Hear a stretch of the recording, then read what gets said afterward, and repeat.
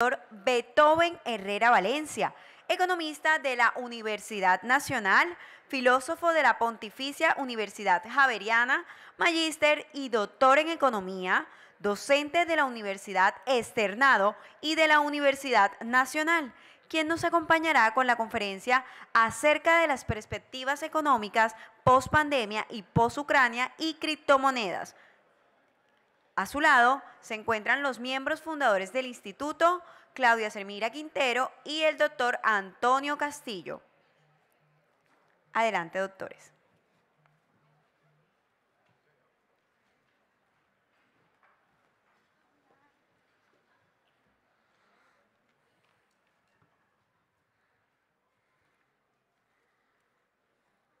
Cuando llegué a China hace un cuarto de siglo, me impresionó que yo quise con mi calor tropical abrazar a los anfitriones y todos se hicieron así hacia atrás y no se dejaron tocar. A mí me pareció un poco extraño, raro, poco fraterno ese gesto. Hoy, con la pandemia, entiendo que un pueblo que ha tenido 5.000 años y varias pandemias toma distancia por precaución. Y cuando llegué a Japón y llegué a una empresa, un día cualquiera, a una reunión, llegó una persona con un tapabocas puesto. Era una delegación de América Latina, lo miramos todos extrañados, pensamos que qué extraño, ¿qué le pasó? No tengo gripa. Pero nosotros en América vamos a trabajar con gripa y sin tapabocas. Y yo, sí, es para no contagiar al resto. Hoy todos andamos con tapabocas. Somos una generación sobreviviente del más grave reto que esta generación ha vivido, que fue esta infame pandemia del COVID. Por eso, al encontrarnos hoy y agradecer la invitación al doctor Fernando Alvarado, invitarlos a reflexionar sobre qué mundo nos recibe tras la pandemia. El presidente Biden acaba de decir que un reto debería ser para esta generación vencer el cáncer. Este fin de semana visité a 4 alumnos míos con cáncer. No sé qué pasa, pero o si es coincidencia que mis amigos se enferman más que otros, o si la humanidad tendría que proponerse derrotar ese grave reto que es el cáncer. Hace 70 años, Kennedy encontró con el avión espía U-2 que había misiles nucleares en Cuba que apuntaban hacia la Florida. Y hubo un pánico en Estados Unidos. A 90 millas, un cohete nuclear soviético está aquí nomás, y hasta Washington, y buscando protegerse de eso para pasar de Cabo Cañaveral a Houston, lo de la NASA, y de Washington a California, lo del Pentágono, se inventaron una plataforma digital del paso de información, que es el Hypertext Transfer Protocol, que es Internet. Tiene 30 años. Yo nací sin Internet. Ustedes no, porque son todos gente que tiene menos de 30 años, todos ustedes, por eso nacieron ya con Internet. Me refiero a 30 años de vida pública, por supuesto. Cuando Kennedy se encontró que los soviéticos tenían esa ventaja espacial, un satélite en el espacio, decidió, vamos a la Luna, sin saber cómo. Y entonces se lanzó una misión, que es el tema que ha resaltado ahora la gran economista italiana Mariana Mazzucato, quien vendrá a Colombia invitada por la bancaria en 2 semanas. Y mostró cómo para hacer este cohete se pusieron de acuerdo, de modo que las diferentes partes del cohete las hacen diferentes empresas en un proyecto que fijó el Estado. La meta estratégica es del gobierno. Los componentes se hacen en asocio público-privado. Vamos a encontrar entonces una serie de elementos, todos esos componentes del cohete, y fueron hechos de un modo tal que una empresa, Northrop, hizo el sistema de aterrizaje y Motorola el sistema de enlace de datos. General Motors hizo los tanques de combustible, la Aerojet hizo el motor de propulsión, las pilas de combustible hizo Pratt & Whitney y la Beechcraft el almacenamiento del gas criogénico. Cada empresa hizo un componente, recibió un dinero y la gente llegó a la Luna. Hay quien dice en Estados Unidos que no hubo viaje a la Luna, que por qué la bandera se mueve si allá no hay viento, todo eso no lo voy a discutir. Voy a decir que cantidad inmensa de cosas que usamos hoy son resultado de esa misión en la que el Estado dijo, vamos a la Luna, y las empresas todas participaron en un contexto de empresa rentable, de negocio privado, pero la meta fue fijada de modo colectivo. ¿Qué dice Mazzucato? Ninguna empresa privada se va a arriesgar a un proyecto tan costoso y que fracase, el Estado puede hacerlo. Es más, debe hacerlo. Por eso aparecen más componentes hechos de esa forma. Honeywell hizo el sistema de estabilización y control. Esa es la foto de la llegada a la Luna. Si ustedes miran los elementos que se hicieron a precios de esa época, pues tendríamos 8.000 millones la nave, 9.000 el vehículo de lanzamiento, 3.000 millones el de operaciones, lo terrestre 5.000, 900 el robótico, 1.300 el proyecto Géminis, 28.000 millones del año 65, hoy valdrían 10 veces más. Pero lo hicieron, Aquí están todas las cosas que la humanidad logró hacer para llegar allá. ¿Ustedes, alguien usa cámara celular? ¿Alguien ha hecho una selfie alguna vez para mandar? Estoy en Estelar Cartagena, en el Congreso de Derecho Concursal. Esa cámara no existía antes de ir a la Luna. Los lentes resistentes a los rayones, zapatillas deportivas, los escáneres, las luces LED, por ejemplo, sistemas para purificar el agua, cómo se eliminan las minas terrestres. Estos 20 componentes están allí, se hicieron en el marco del proyecto lunar lanzado por el gobierno y implementado por empresas privadas en un marco de negocios privados.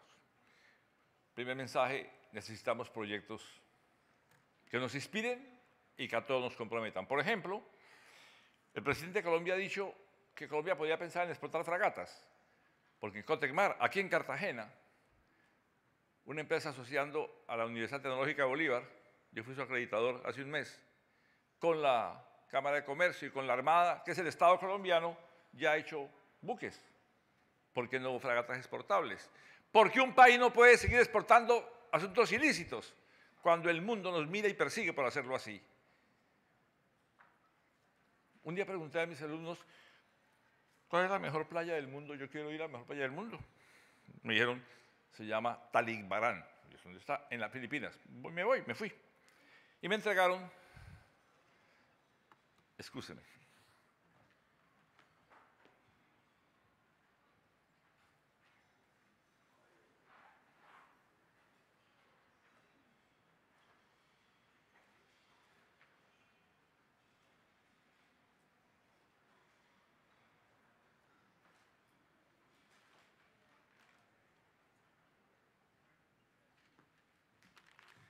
mejor mostrarlo.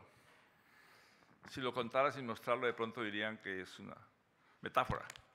Es una bolsa de plástico que tiene empacado adentro, pulpa de mango al vacío. ¿Alguien puede contarme si en su juventud o ahora de adulto, en cualquier lugar del Caribe, si es Colombia, en Girardot, Melgar, en la costa, ha pisado mango en cosecha? ¿Ha comido uno y ha botado 10? ¿Quién no ha caminado sobre guayabas en la cosecha? Es que el mundo no puede producir tropicales, frutas, ni en Dinamarca, ni en Finlandia, ni en Canadá, ni en Australia. Aquí sí. Alguien lo hace ya. Nosotros la pisamos y la botamos. Y nos quejamos de la pobreza. O votamos por hacer un submarino en Buenaventura para pegarlo a un barco con cocaína y desembarcarlo en California. Por eso, este es un llamado a que para que las empresas sean sostenibles y no vayan a quiebra hacia concordados concursales, y los estados también lo sean, tiene que haber producción de riqueza, aumento de ingresos, recaudo de impuestos, y solo sale de la producción. Dicho eso, les invito a mirar lo que nos ha dejado ese proyecto y pasar a mirar cómo este aparato. ¿Alguien tiene un iPhone a la mano? Porque el iPod, la cajita de música famosa, se hizo estos componentes que son hechos por la Marina Americana, el DARPA, el Ejército Americano, y en el iPhone pasa lo mismo. Todos los componentes se hicieron por entidades públicas americanas con impuestos. Steve Jobs los metió ahí y nos cobra $3.000 por ese aparatico.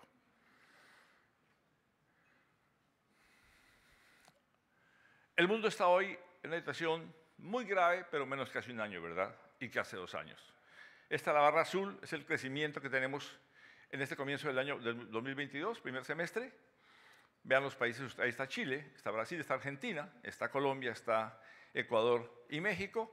Y América Latina vamos a encontrar que sin duda ninguna estamos comenzando a crecer en forma de rebote porque venimos de una situación muy negativa. A nivel mundial están creciendo menos que nosotros. El trimestre último fue así. China está con un severo bajón. La inflación norteamericana se ha disparado porque dieron ayudas para la pandemia y han convertido la emisión de dólares en un juego tal que le pasan al mundo la factura de su irresponsabilidad. En julio del 44 en Bretton Woods, en New Hampshire, nos prometieron que tendrían 1 onza de oro para cada emisión de $35. El mundo les creyó. Y el 15 de agosto de 71, cuando Francia le dijo a Nixon, deme el oro de estos dólares que han llegado a Francia, Nixon puso la cara que pone la madre del 100 pies cuando el hijo le pide zapatos. Y declaró que no era más convertible, que era un papel. Un papel. Habían fabricado 500.000 millones irresponsablemente sin respaldo para pagar Vietnam. Y nos pagan nuestros bananos, la soya argentina, el petróleo brasileño, el café centroamericano, la harina de pescado peruana, con un papel cuya impresión dura 1 segundo y vale 30 centavos de dólar cada billete. ¿Hay aquí algún economista de profesión en la sala? En economía se llama, a la facultad de imprimir billetes se llama señoriaje. Lo tiene el Banco Central, yo no puedo imprimir billetes, aunque sea colombiano, pero no puedo imprimir billetes. Y se llama señoriaje porque en la Edad Media el señor de la tierra tenía tierra y el siervo no. Le entregaba tierra para vivir, no en propiedad, solo para vivir, a cambio de 7 cosas. El siervo iría a trabajar sin salario mitad de semana, entregaría parte de la cosecha, pagaría tributo por el molino, iría a la guerra a defender al señor, aportaría para armar caballero a su hijo, la dote para su hija. Y la noche de bodas de la mujer del siervo era con el señor. Llámelo pernada o primera noche, era con el señor. El abuso del señor de disponer de la mujer del siervo era tan abusivo y grande como que nos paguen el petróleo y el café con un papel que se imprime sin respaldo ninguno. Y eso tiene que cambiar. Emitieron 700.000 millones a Bush para salvar la banca, 800.000 millones a Obama para salvar la banca, y a mí me toca trabajarlo dando clase. O charlas como esta, bueno, esta no me la pagan, pero digamos, si me la pagaran, sería un ejemplo de esos. Estoy bien pago con la amistad de Luis Fernando, a quien aprecio mucho, pero mucho más al padre de Luis Fernando. Por esa razón, ha ocurrido en Estados Unidos una cosa inesperada, y es que 8 millones de gente decidieron que no van a trabajar más. Han recibido tantas ayudas en 2 años y no han viajado. ¿Qué hace? Tiene ahorros para gastar, quiere un emprendimiento, cuidar a los enfermos, a los adultos, a los niños, o además son trabajos hostiles o mal pagos. Ustedes pueden creer que Starbucks se resistió hasta hace un mes a conceder a sus trabajadores el derecho a entrar al baño del café. ¿Con quién trata? Con animales. Y han aparecido 1000 sindicatos en Starbucks y en Amazon. Mi ayudante en Bogotá es costeño, es de La Guajira colombiana. Es muy honrado, muy diligente. Y se me presentó estos días así todo trascendental, y me dijo, profe, yo me he dado cuenta que la pandemia fue muy jodida y nos podemos morir. Y yo he pensado, bájale un poco el ritmo del trabajo, un costeño, pues se va a quedar quieto. Pues.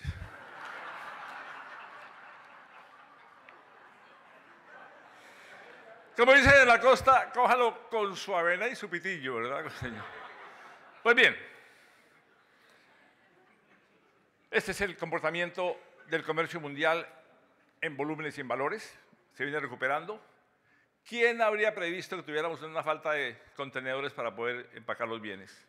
¿Quién habría previsto que si Putin invadía Ucrania nos quedáramos sin abonos y sin granos? Como pueden ver, tengo poco pelo. No tengo pelo ya. Un alumno me dijo, profe, usted tiene una cabellera terciopelada. Le dije, sí. Dijo, sí, un tercio con pelo y el resto pelada. esa perdió la materia, esa perdió la materia. Pues bien, a mi edad, tengo que decirles, ¿a quién se le ocurrió vender monómeros en un país que requiere abonos para la agricultura? ¿Quién decidió venderlo y por qué? Hoy nos tocó devolverlo a un régimen que cuestionamos y proponer que se lo compramos de nuevo. ¿Dónde está quien lo hizo para que responda?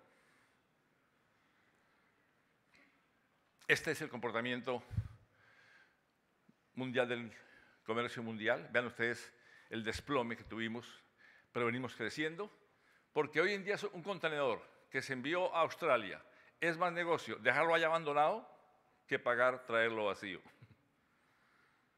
Entonces se rompió la cadena logística. La desaceleración del PIB y el comercio mundiales. Vean ustedes el comportamiento. Y aquí está Colombia comparada con sus países de América Latina hermanos. Venimos recuperándonos. Ojalá logremos superar este problema de tasas de interés y de inflación sin sacrificar a los más débiles. Hablemos un poco de Ucrania. Lenin estaba refugiado en Suiza, años 15 por allá, del siglo pasado. Hubo una pandemia llamada gripe española, no era de españoles, mató como a 1 millón, no había internet. ¿De ustedes quién hizo sesiones virtuales usando Zoom, Meet o Teams en el año 2021? ¿Quién usó zonas virtuales? Pero no veo manos levantadas, o sea, hagamos un poco de aeróbico, eso es. ¿Cómo fue hace un siglo sin Zoom? ¿Alguien se imagina un mundo de pandemia sin Zoom y sin Meet y sin Teams? Yo no lo quiero ni pensar. Pues Alemania, que estaba enfrentada con el zar de Rusia, decidió traer a Lenin en un tren alemán y pasaporte alemán y comida alemana para meterlo en Rusia y armarle un lío adentro al zar, pensando ingenuamente que eso le permitiría a Alemania ganar la guerra. Inglaterra le dijo, te equivocas. Le dijo a Estados Unidos, te equivocas, y Alemania lo hizo, pensando que Lenin iba a servir al objetivo alemán. ¿Lenin qué hizo? La revolución, se enfrentó con Alemania, acabó la guerra, y para que no le impidieran su proyecto político, le entregó unos territorios a otros países, los liberó. Hoy Putin dice que no, que como eran tierras del zar y eres un nuevo zar, tiene que recuperarlas. Esta mañana la Duma soviética aceptó que Donetsk y Luhansk son rusos y quien los toque, ya tocó fue a Rusia y amenazó con usar inclusive armas nucleares. Yo estaba en Washington cuando Reagan decidió invadir Grenada, argumentando que defendía a los estudiantes americanos, eran 80 estudiantes. De paso, sacó a los cubanos, por supuesto. Yo estaba con el Papa Pablo VI, de esto hace cierto tiempo, el día en que los rusos invadieron Praga. Y un estudiante llamado Jan Palach se paró ante los tanques soviéticos, se echó gasolina y se incendió el cuerpo. San Estanislao se llama esa plaza. Cuando yo vi eso tenía 18 años. Tanto me impactó que me prometí ir y ya fui. Luego escuché que los rusos invadieron Hungría. Derrocaron al primer ministro Imre Nagy porque era progresista. Lo fusilaron y como si no bastara matarlo, lo enterraron boca abajo. Boca abajo. Yo estoy en México y en México decimos, cuando entierren a mi suegra llorona, que la entierren boca abajo. Por si se quiere salir llorona, que se vaya más para abajo. Pero es la suegra. Esa es la suegra. No el presidente de un país que lo hicieron con Hungría. Yo me prometí que iría a Budapest a hacer homenaje a Imre Nagy y ya lo hice. En esa lógica, Estados Unidos invadió en el 54 a Guatemala y derrocó al presidente Arbenz, elegido por la población. Yo estuve con el canciller Torielo de Arbenz. 65, un presidente liberal de Dominicana plantea la reforma agraria y lo invaden también en el 65 los americanos. Por eso es muy notable que el 7 de agosto en Bogotá, en la posesión del presidente Petro, el delegado norteamericano dijo una frase memorable. En otros contextos históricos, Estados Unidos habría impedido un acto como estos. En otros contextos. Pues bien, ¿por qué cuento todo esto? Porque cada potencia cree que tiene un patio trasero, un backyard, donde puede jugar pelota con los pueblos, ¿verdad? ¿De ustedes quiénes han visitado Panamá? ¿Alguien ha visitado Panamá alguna vez en su vida? ¿O solo yo? Es que no veo. ¿De ustedes quiénes habían nacido ya del año 89? Es que bombardearon Panamá en el 89 para llevarse a Noriega, aquí en nuestras narices, al lado de Antioquia y Chocó. Y yo empecé a pensar, ¿y bombardear a un país como Panamá? ¡Joder! Me puse a estudiar y encontré la explicación. Sencillísimo. Estaban probando las armas que emplearían en la guerra del Golfo al año siguiente, armas nocturnas. Era un experimento. Era un experimento. Juega con una pelota si quiere jugar experimentos. Yo era muy niño cuando leí que habían usado una bomba atómica en Hiroshima y que había matado 105.000 personas en 5 minutos. Me pareció tan terrible eso. Yo pensé, Japón se rinde. No, usaron otra bomba al siguiente día. Dije, esto no puede ser. Yo voy a ir y ya fui. Ya fui.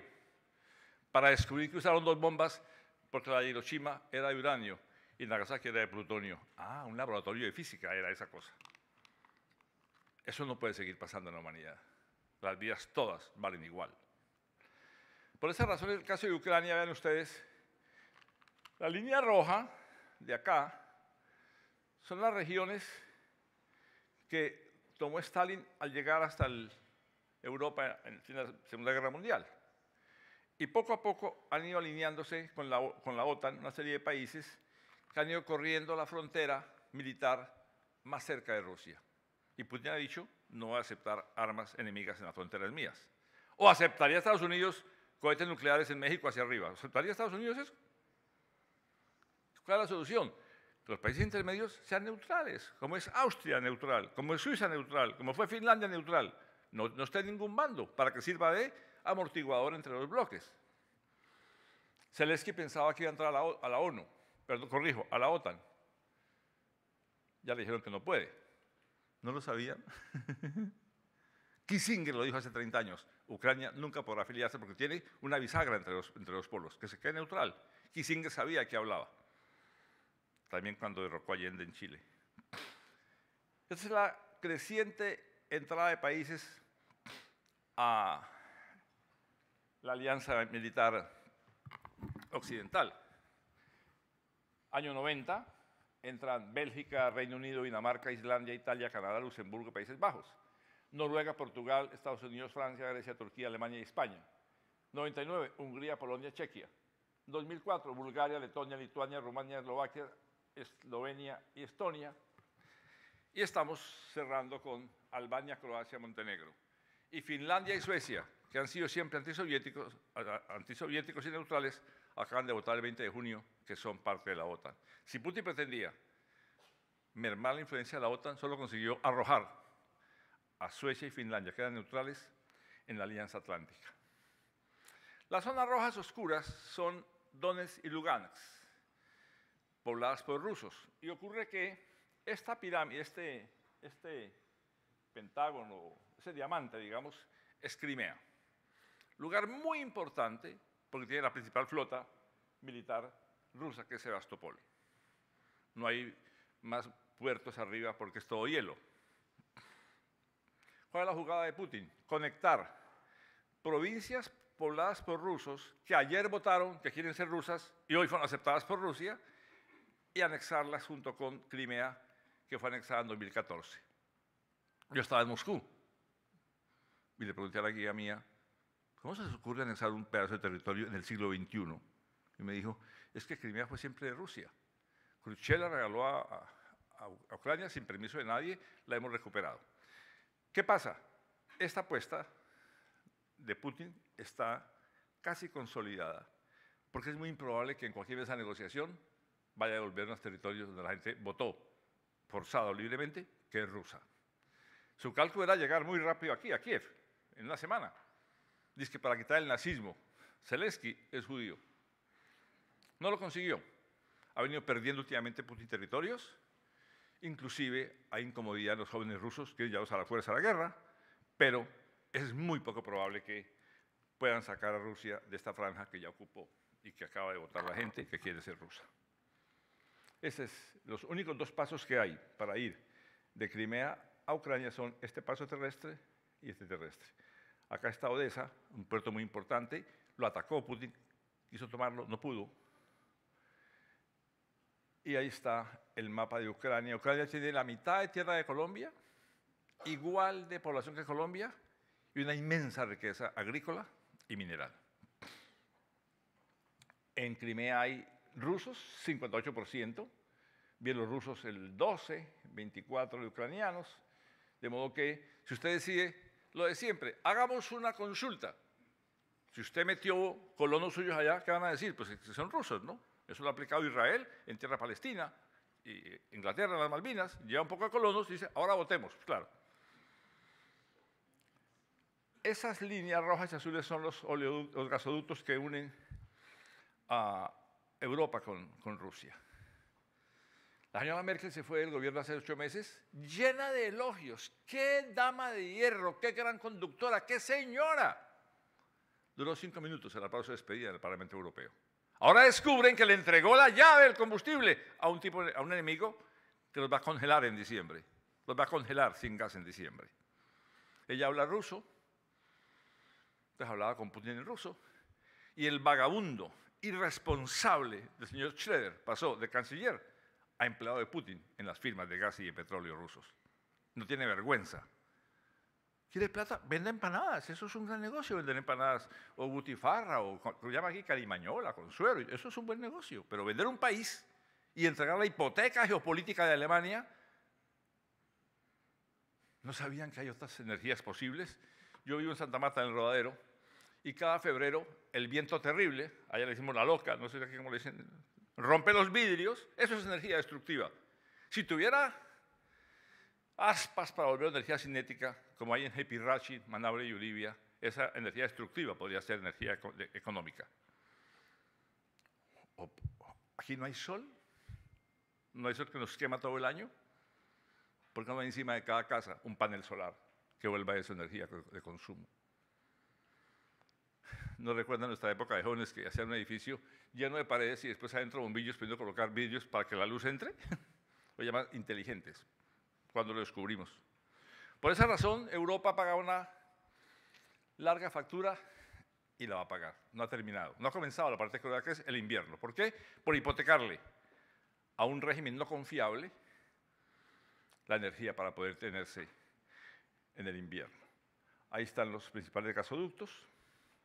Dense cuenta que este amarillo pasa por Ucrania, ¿verdad?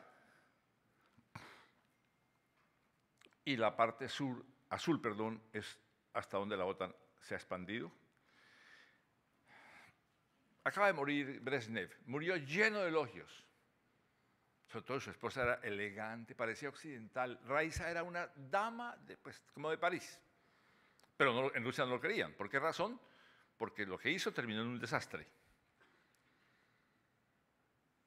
Dicen los historiadores que la OTAN le prometió a Gorbachev verbalmente que permitiera a Alemania reunificarse y no habría expansión de la OTAN hacia el oriente. Pero no lo escribieron. Nos dicen que se dijo. El embajador gringo en Moscú dice, eso sí se habló, pero no es un tratado, vea las consecuencias.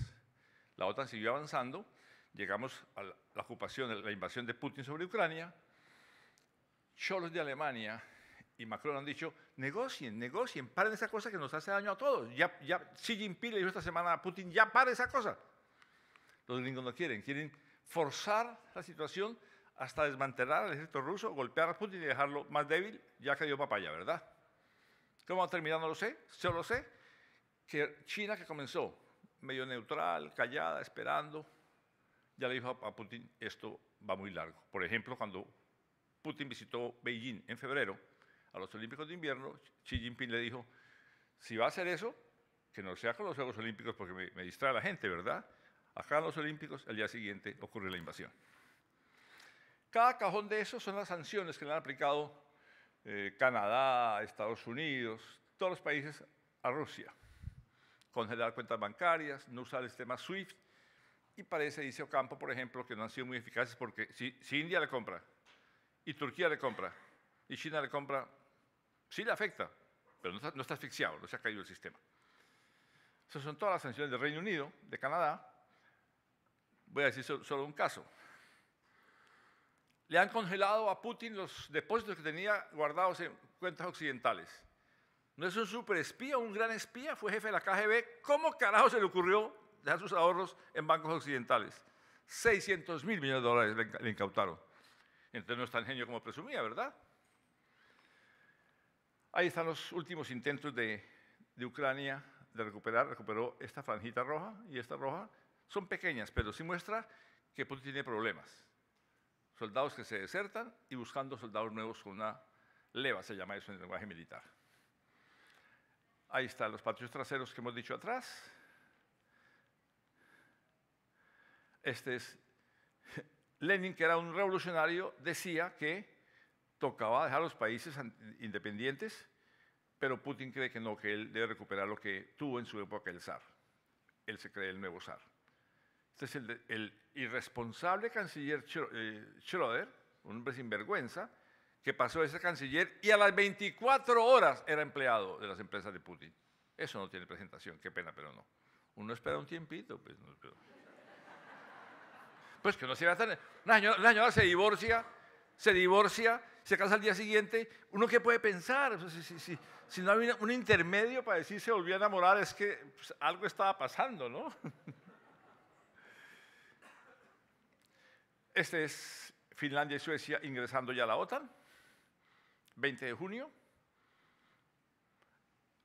Este es el impacto en las monedas, porque el señor Putin va a encontrarse con que tiene sus cuentas congeladas en Occidente.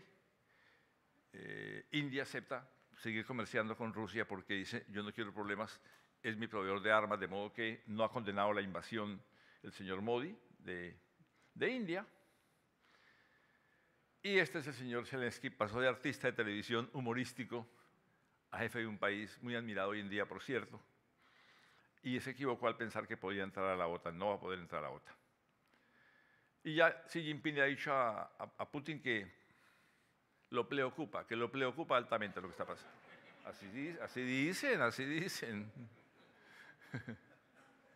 Entremos un poco al tema que me pidió mi amigo Luis Fernando, que comentáramos un poco lo que está pasando con las nuevas tecnologías en monedas y en banca. Netflix nació porque un día, ¿de ustedes alguno en sus años viejos usó Blockbuster? ¿Quién fue a buscar un cassette el domingo para el fin de semana en la casa a ver películas allá? ¿Pero ustedes qué edad tienen?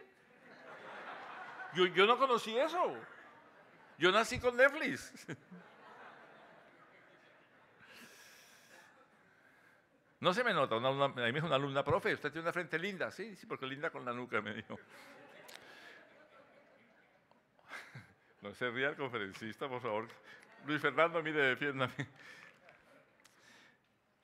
Quien alguna vez tomó Blockbuster recordará que uno sacaba se inscribía como socio afiliado a esa cosa, ¿no? Sacaba 6 para el fin de semana, la botellita de whisky y tal. Tenía que volverlos rebobinados, ¿verdad? Y el tipo este lo devolvió sin rebobinar y lo regañaron, lo maltrataron. Entonces se ofendió y se inventó Netflix. Netflix fue muy exitoso, ya tiene problemas con Amazon Prime y con HBO. No dejen de verse en HBO el documental sobre el gran abogado Unamuno contra Franco, emblemático. Las feministas no dejen de verse en Netflix Borgen, escríbanlo, Borgen, una primera ministra de Dinamarca espectacular. No dejen de verse eso. Pues bien, el señor de Netflix llega, lo regaña, entonces se inventa esta plataforma, tiene pérdidas hoy en día y acaba de decidir que la gente que usa Netflix prestado por el profesor, a partir de ahora va a pasar lo siguiente: quien se conecte en la misma residencia del que paga la cuota de Netflix puede conectarse, los de fuera a pagar. Prepárense los que gorrean Netflix ajeno para que...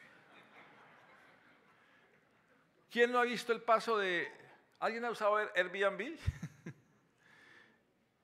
¿O alguien ha comprado tiquetes en despegar.com u otra plataforma? ¿Alguien ha viajado en Uber? ¿No le han cancelado viaje en la hora pico? Cuando más se necesita, no encontramos a alguien. O te dice voy para allá y no llega y te cancela. Pero pretender que esto se va a reversar, usted va a acabar con Airbnb y con Uber y con las plataformas, es como pretender hace 2 siglos que rompiendo las máquinas se paraba la industria. Eso no pasó. Ustedes recuerdan que hubo gente que rompía las máquinas para impedir el desempleo.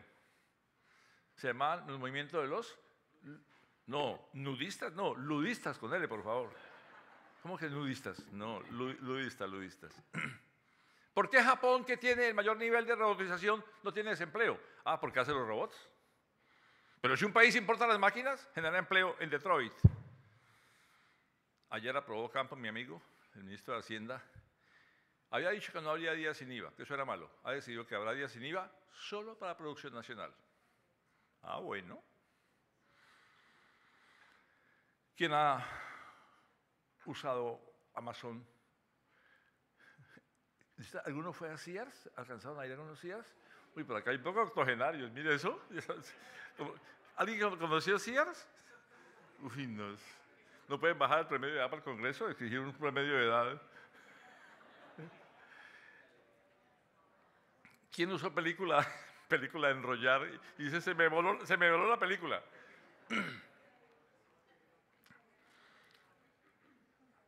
Ahí están los hinchas de Blockbuster. La academia, el diccionario de la Enciclopedia Británica se eliminó porque todo el mundo lee Wikipedia y Wikipedia lo hace todo el mundo aportando cosas, ¿verdad? Hoy vemos la prensa en plataformas. ¿Alguien utilizó televisor de botones? Uy, pero esto sí es una cosa muy antigua, ¿no? Este proceso está Wikileaks preso en Londres, el responsable de Wikileaks. Está aprobada su extradición, no lo han enviado por apelación, pero está aprobada su extradición, porque rompió la plataforma de la CIA y probó que había espionaje norteamericano hacia aliados de Estados Unidos, a la Merkel, por ejemplo. Argumento, esas entidades, estas, funcionan con impuestos públicos. ¿Por qué secretan la información? Y a los hackers no los para nada. ¿Ustedes les han contado que el DAN estuvo secuestrado unos meses en sus plataformas? ¿Les han contado eso? No se dice para no generar pánico. Estuvo tomado el DANE por hackers. Y el INVIMA también. El compañero que dice que utilizó botones en televisión y que tomó Blockbuster también envió cartas por el correo postal de Colombia. Qué bueno. Un colombiano llegó a Brasil, abrí la cuenta bancaria y lo de siempre, haga la fila, coja un turno, siéntese a esperar, llene el formulario, use un fiador con finca raíz, escriba ahí correo, grupo sanguíneo, signo del zodiaco, religión, color preferido, orientación sexual, un codeudor con finca raíz, y se mamó y creó un banco. Llama David Vélez. Bueno, se cansó, pues, para que nos... Y David Vélez tiene hoy el segundo banco de Brasil sin ser brasileño, con una inversión de 180 millones de parte de los chinos de Tencel, y está valorada en 4.000 millones de dólares, que es 4 veces lo que vale Rappi. Vale 4 unicornios. Presta tarjeta de crédito sin costo de manejo, tiene 25 millones de usuarios, con tasas promedio, en Brasil eran tasas de 243% al año, tasas del 20% mensual. La tarjeta de él es tasa del 25%. Yo les pregunto a ustedes, ¿alguien ha ido a colocar últimamente un CDT a un banco y le han ofrecido 3.7 de interés? Ayer pregunté, ¿3.7 mensual? No, anual. Y si pide un préstamo, paga 30. ¿Cómo así? Y si es usurero, es 35. ¿Qué hace el banco con los 30 puntos de diferencia? Y las pymes dicen, no nos prestan además. ¿Ustedes sabían que en Colombia hasta hace un año prepagar una deuda generaba multa? Yo soy prepago, siempre fui prepago, amo ser prepago, pues pago mis deudas anticipadamente, quiero decir, por supuesto. Y me multaban por hacerlo. David Barguil, costeño, conservador, joven y árabe, alumno mío para mi honra, pasó una ley quitando eso. Y dijo en público, lo hice inspirado por Beethoven en mis clases. Luego hizo otra ley unido con David Racero, parlamentario del Pacto Histórico, también mi alumno, también costeño de la Nacional, para mermar los costos bancarios. Pero ayer que fui al banco me cobraron por sacar plata de ventanilla. Y fui al banco en Santa Marta y me dijeron 14.000 pesos. ¿Y por qué comisión? Es que se cuentan de otra ciudad. En Internet hay ciudades, la plataforma digital mundial global planetaria. ¿Cuál ciudades? ¿Por qué me cobra eso? Es que el transporte en efectivo tiene un costo. Pues asúmalo, banco. Efecto de eso, la gente se va para las fintech. Puede estar armando quien usa Nequi. Nadie usa Nequi. O Davi Plata. Y en la pandemia fue necesario hacer transferencias usando medios digitales. La pandemia fortaleció este proceso de digitalización. Esta gente se reúne, dice, a conversar, pero por chat con los demás. Están comiendo en un restaurante, pero no se miran la cara, por supuesto, ¿verdad? Son jóvenes que nunca han pisado un banco, que hacen transacciones desde el celular, que solo firman cuando piden préstamo a la entidad de crédito ICETEX. Le pagué honorarios a mi ayudante, se llevó el cheque, yo todavía uso cheques. Y me llamó enfurecido, me han devuelto el cheque, insinuando irresponsablemente que era un cheque chimbo, que yo era un tipo tramposo. Yo dije, ¿qué se cree? Muéstrame qué dice el código del banco. ¿Devuelto por? No endoso. Me preguntó, ¿y qué es endoso? En su vida era usado un cheque. Usted sí usa cheques, ¿verdad? Usted endosó cheques y todo, claro. En Colombia es muy baja la implementación de la artificialidad de la inteligencia. Brasil, México y Perú tienen más ventajas sobre esto. Vean ustedes, este es el nivel de implementación de inteligencia artificial en esos países. El más alto Brasil, por supuesto, se entiende. ¿A quién le ha pasado que entra a su banco de modo digital, hace la transacción y llega un mensaje del teléfono que le dice, ¿está usted intentando entrar a su cuenta? Responda sí o no. ¿A alguien le ha pasado eso? Es un robot, no es una persona que está haciendo eso, ¿verdad? Se llama un chatbot. Eso es inteligencia artificial. ¿A alguien le ha pasado que le llega un mensaje que dice en el Facebook, personas que usted quizá conozca? ¿A alguien le ha pasado eso? Y usted de brujo ahí mira y sí, hay 5 sapos paisanos amigos del colegio. ¿Eso qué es? Cruce de información, se llama Big Data. Esa es la implementación y esta es la experimentación. Colombia está rezagado en implementación y está mejorando la experimentación. Chile y Perú son países más pequeños que Colombia en territorio, más pequeños en población y un PIB más pequeño y tienen más uso digital que nosotros. ¿Por qué? Hay más bancarización. ¿Cómo se va a bancarizar a alguien a quien le cobran 4.000 por cada transacción? El FMI, la CEPAL, el Banco Mundial y la OCDE han dicho ese impuesto es malo. Si cada transacción genera un impuesto de 4.000, yo pago en efectivo. Ningún gobierno lo ha querido quitar. ¿Por qué? Genera 4 billones al año y es facilito. Chin, chin. ¿Y qué hace el banco? Envía a la DIAN. La DIAN no va a buscar el recaudo, ¿verdad? Le llega el dinero. 4 billones es una quinta parte de la reforma que propone Ocampo. Hablé con Ocampo, le dije, doctor José Antonio, llevamos 20 años diciendo que ese impuesto es malo. Dijo, y no se puede quitar. Eso de amiguis, pues de amiguis a amiguis, ¿no? Se usa esas tecnologías para marketing de ventas, se usan para encontrar amenazas, se usan para ayudas virtuales de asistentes. Y ahí tenemos, entonces, el mayor uso de esas tecnologías en automatización, inteligencia en cadena, en los negocios, planificación y, sobre todo, detección del fraude. Detección del fraude. Colombia ha subido un poco en las fintech. Ustedes piensen, por ejemplo, que tenemos 42%. En Colombia, por ejemplo, hay 7 millones de personas con cuentas de vivienda y 12 con Davi Plata, que es propiedad de la vivienda. Vamos a ver qué va a pasar. Y tiene 9 millones Banco Colombia y 15 millones Nequi. ¿Hacia qué se va? El sector financiero nuestro, ya dijimos, multada por el prepago.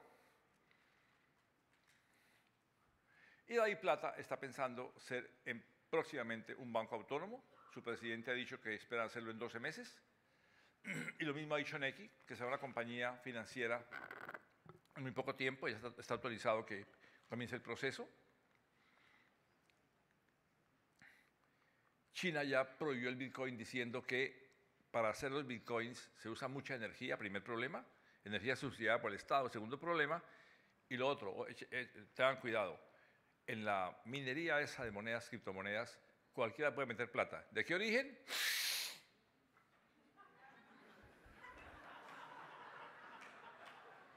¿Ustedes no aspiran? ¿No tienen aspiraciones? ¿Ninguno de ustedes aspira?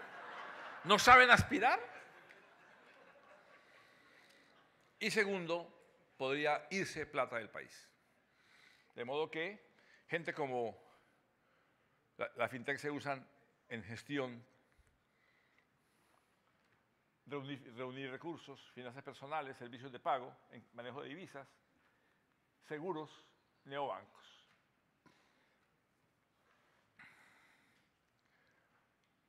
Los ciudadanos han perdido confianza en los bancos por todo lo que hemos dicho atrás. En Estados Unidos, 12 millones perdieron las viviendas. Le prestaron plata a gente sin recursos, sin empleo y sin activos, a ciencia y conciencia que no podían pagar. ¿Confiados en qué? Primero, yo la hipoteca y me pagan por ella. Segundo, la transfiero a otro y cobro comisión por eso. Y cuando falle, el Estado me rescata. Bacano así. Por esa razón les invito a ponerse en contexto de lo que estamos viviendo en el mundo de hoy. Y no soy experto, no soy abogado, ni experto en derecho concursal. Pero la cartera bancaria se pone mala cuando hay desempleo, informalidad y precariedad. Y las empresas no pueden pagar sus pasivos cuando el crédito es caro para ellas o sus ventas son muy difíciles. Y los estados entran en problemas cuando prefieren vivir con lo ajeno. Mi abuela, que era muy sabia, me dijo cuando era niño, de esto hace un tiempo, mi hijo, el que con lo ajeno se viste, en la calle lo desviste. Vive con lo propio. ¿Alguien puede entender que un continente con riqueza como la Amazonía tenga gente pobre? Que un país con la segunda potencia en biodiversidad tenga más abogados que biólogos. Que con 2 océanos carezca de flotas pesqueras.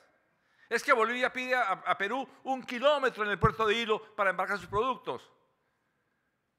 Con la costa pacífica y con costa atlántica, un país sin flota. Además, que tuvo flota. Tú lo recuerdas que tuvimos flota, ¿sí o no? Si él la vio no hace mucho, ¿cierto? Y si un país puede producir arriba trigo en el frío, en la mitad maíz, plátano y café, y abajo arroz con el calor, con gran capa vegetal, con gran cantidad de agua, no tendría por qué haber pobreza. Que el derecho concursal sirva al restablecimiento de la viabilidad de empresas y estados que requieren ser viables para poder generar calidad de vida de sus ciudadanos. Y a ustedes, que son los garantes de los bienes públicos, los defensores de la fe pública en las instituciones, los garantes de que la sociedad pueda confiar en que sus inversiones se van a recuperar, les animo a hacerlo con un sentido democrático, incluyente y sostenible. Muchas gracias por su paciencia.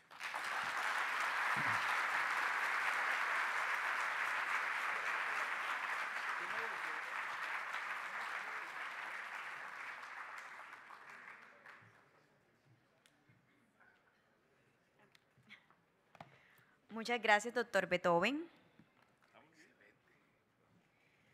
A continuación, le daremos paso a nuestro conversatorio acerca de los contratos fiduciarios en los procesos de insolvencia, para lo cual nos acompañará el doctor Sergio Rodríguez Azuero.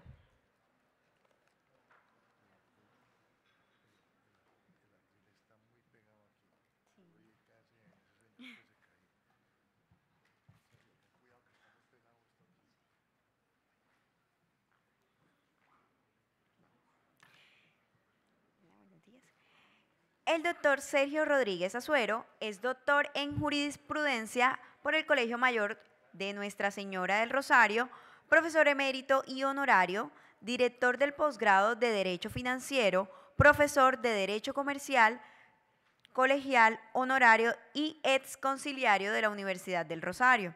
También es autor de los libros Contratos Bancarios y Negocios Fiduciarios. Adelante, doctor.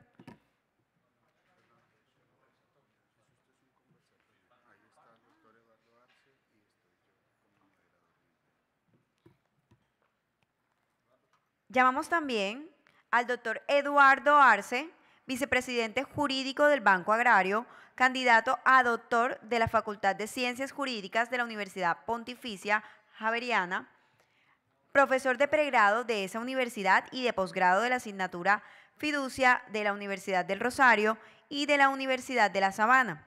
Se ha desempeñado como vicepresidente jurídico de la fiduciaria La Previsora, es secretario general de fiduciaria BBVA y miembro de la Junta Directiva de Fidu Agraria S.A. Este conversatorio estará moderado por el doctor Carlos Arturo Vargas, miembro del Consejo Directivo del Instituto Iberoamericana de Derecho Concursal, Capítulo Colombia, abogado de la Universidad Católica de Colombia con especialización en Derecho Comercial de la Universidad Externado de Colombia y diplomado de Excelencia en Insolvencia de la Universidad de los Andes.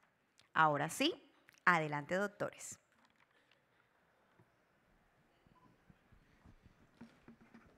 Muy buenos días, muchas gracias a todo el Consejo Directivo del Instituto Iberoamericano de Derecho Concursal, al doctor Sergio Rodríguez y al doctor Eduardo Arce, que nos acompañan en esta ocasión para tratar un tema que en los procesos concursales regidos por la Ley 1116, por las normas transitorias de emergencia del decreto 560 y el decreto 772 y sus correspondientes reglamentarios, pues siempre genera en el desarrollo de estos procesos de negociación de acuerdos de reestructuración o de liquidación de los bienes de un deudor que infortunadamente no pudo continuar en su actividad.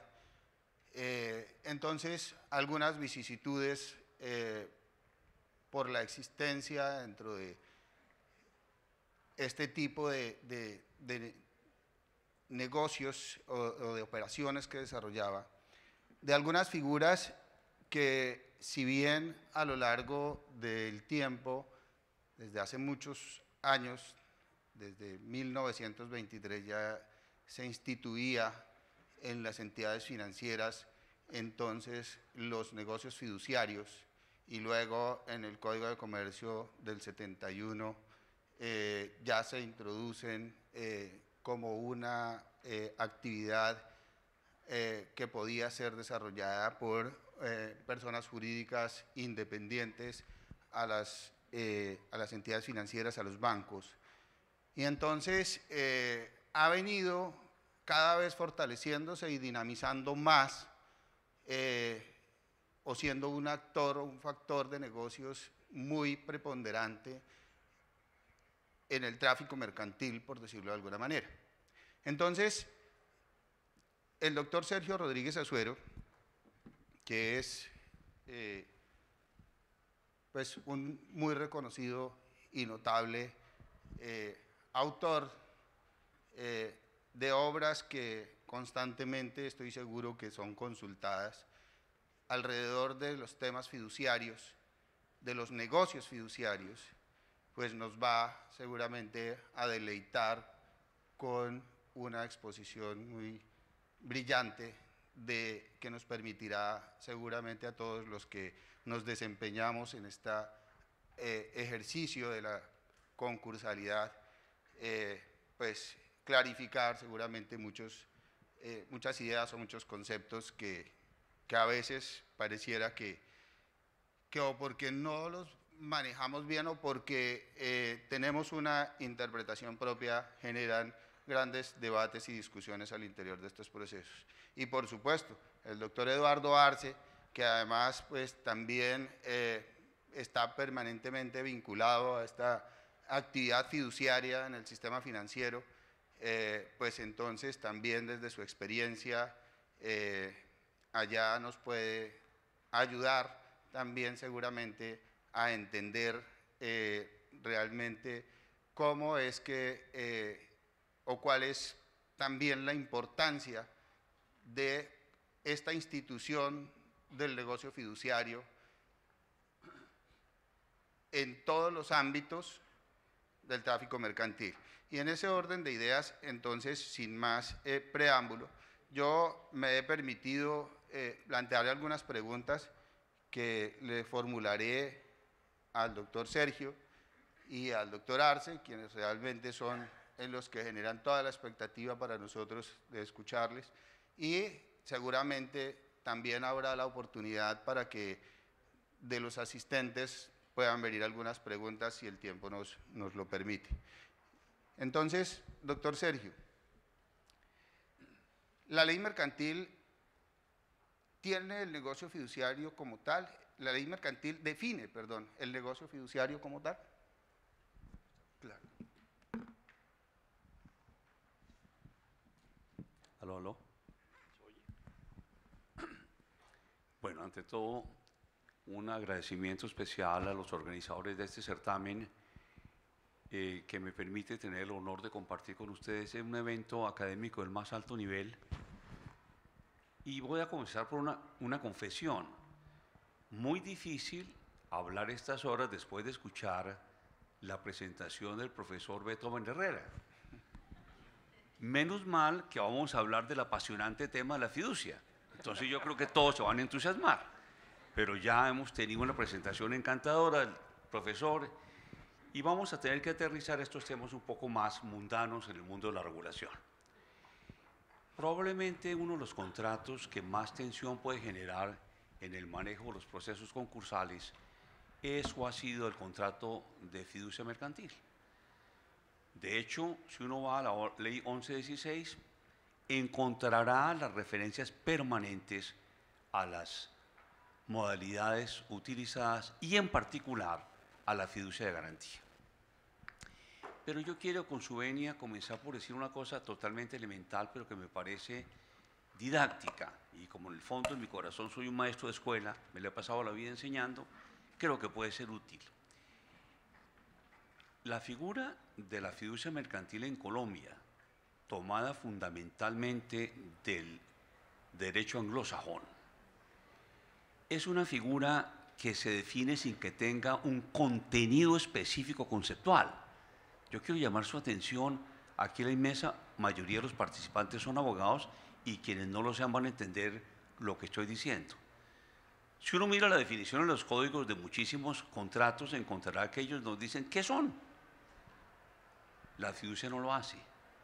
El artículo 1226 del Código de Comercio no señala un contenido, establece un continente.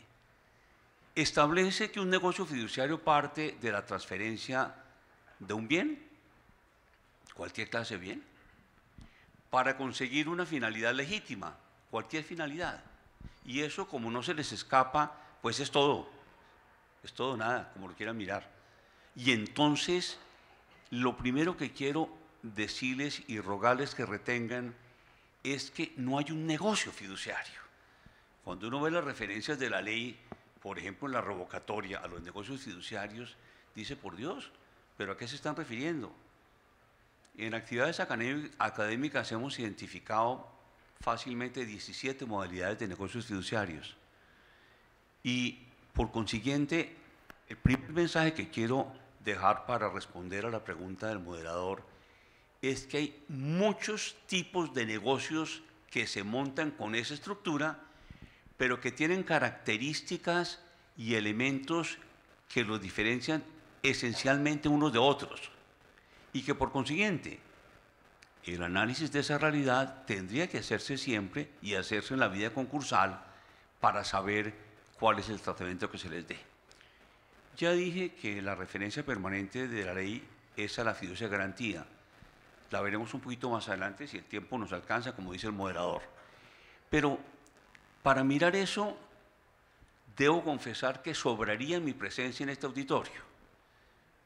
Aquí debe estar sentada la doctora Diana Rivera, que tiene escrito un documento excepcional sobre los negocios fiduciarios y los procesos concursales, y que en el libro que hoy nos entregaron agrega un interesantísimo trabajo sobre las preferencias o privilegios en los procesos de concurso. De manera que, como yo sé que está aquí y la aprecio muchísimo, digo, estoy haciendo lo que ella seguramente podría hacer mejor, pero en todo caso tal vez digo algo más constructivo. Deben leer este documento de la doctora Diana para tener una visión la más completa sobre el particular. Por lo pronto, y para terminar mi primera respuesta, quiero decir esto. Voy a darles 4 pequeños ejemplos de negocios fiduciarios que tienen características distintas los unos de los otros. En primer lugar, lo que llamaríamos fideicomisos de beneficencia. Usted decide transferir un apartamento para que eduquen a sus hijos, a sus sobrinos. En esos negocios son negocios a título gratuito, son negocios donde el beneficiario es un tercero y son esencialmente revocables, o naturalmente revocables, pongámoslo así, naturalmente revocables. En segundo lugar, podemos pasar a un ejemplo de fideicomiso de inversión, manejo de fondos de inversión colectiva. Son negocios hechos a título oneroso, no gratuito, con beneficiarios terceros, pero además con una especial protección por operar en el mercado de valores. En tercer lugar, podemos pasar a los fideicomisos de administración y pagos, grandemente utilizados en los proyectos de obras públicas, en los planes de infraestructura, donde se presta un concurso fundamental para asegurar el manejo del flujo del proyecto y darle garantía a los participantes de que recibirán oportunamente sus pagos. En cuarto lugar, y hago énfasis en esto porque volveré más adelante, si puedo hacerlo, al fideicomiso inmobiliario. Lo que yo llamo la fiducia inmobiliaria clásica es uno de los instrumentos más creativos que ha aportado este negocio a la literatura colombiana, por muchas ventajas que mencionaré, pero en la fiducia inmobiliaria quiero destacar desde ya lo siguiente. Suelen coexistir un fideicomitente inicial que transfiere el lote de terreno con numerosos fideicomitentes adherentes que ponen sus recursos para efectos de que el proyecto se pueda desarrollar. De manera que lo anticipo desde ya porque no sé si el tiempo nos alcanzará. Cuando usted piensa lo que sucedería si el fideicomitente principal de ese negocio pasa a concurso, tiene que preguntarse qué va a pasar cuando coexiste con 150 fideicomitentes adherentes que tienen la expectativa y están pagando la compra de 150 apartamentos. Y por último, la fiducia garantía. 2 palabras sobre la fiducia garantía. En Colombia nació como un mecanismo para sustituir las tradicionales garantías prendaria e hipotecaria, porque encontramos que si se transfería un bien anticipadamente para responder por obligaciones existentes o futuras del constituyente, podíamos encontrar un vehículo más eficiente para que en caso de incumplimiento pudiera liquidarse el activo y pagarse el acreedor, especialmente por el terror que pervive de que los procesos de venta de los activos frente a las tradicionales garantías son ruinosos para acreedores y deudores. No se conoce un proceso de venta en el cual se haya podido recuperar un peso. Entonces, la fiducia garantía resultaba muy eficiente por esas circunstancias. Pero volveré más adelante para no dejar sin intervención al doctor Eduardo. Muchas gracias, doctor Sergio. Doctor Eduardo, de lo que nos acaba de exponer el doctor Sergio, a mí me llama mucho la atención el que la fiducia responde a una finalidad. Digamos que lo que entiendo entonces es que eso es lo que hace que no tenga conceptualmente, por decirlo de alguna manera, una definición del negocio fiduciario en la legislación mercantil. Y en ese orden de ideas entonces entendería uno también que esa finalidad de la fiducia es la que atiende a la necesidad que tiene el usuario del sistema fiduciario, ¿sí? Y seguramente de otros terceros que quedan vinculados a ese negocio fiduciario. En los procesos de insolvencia nosotros tenemos para un deudor que se acoja a una reorganización el principio de universalidad, objetiva y subjetiva. La subjetiva, la concurrencia de los acreedores de ese deudor, y la objetiva, la vinculación de todos los bienes y derechos de ese deudor al proceso concursal. En esa medida, ¿cree usted, doctor Eduardo, que la finalidad de los contratos de fiducia no deberían verse afectadas por la circunstancia de la reorganización de un deudor?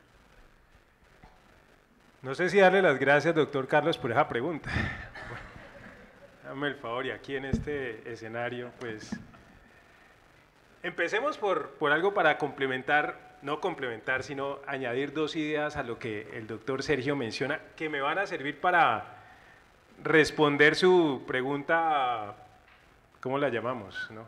Difícil, ¿no?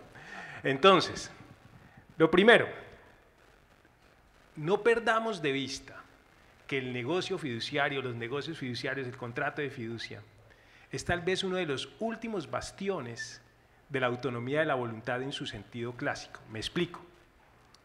En él todavía las partes pueden desarrollar in extenso sus pretensiones, sus declaraciones y establecer una finalidad.